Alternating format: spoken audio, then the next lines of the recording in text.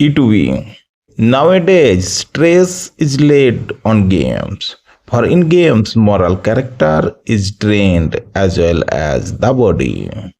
And these two act and react on each other.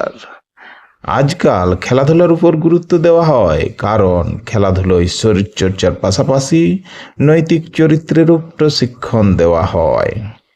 Games teach the player to act together, thus rousing a feeling of union and duty to comrades. খেলাধুলা খেলোয়াড়দের একযোগে কাজ করতে শিক্ষা দিয়ে সঙ্গীদের প্রতি একতার ভাব ও কর্তব্যবোধ জাগিয়ে তোলে। The member of the team who thinks only showing his own skill is of no use. কোনো দলের যে সদস্য নিজের দক্ষতা প্রদর্শনের কথাই শুধু ভাবে সে কোনো কাজের নয়। The boy who plays for his side for the common object, who cooperates with the rest of the team is a good player.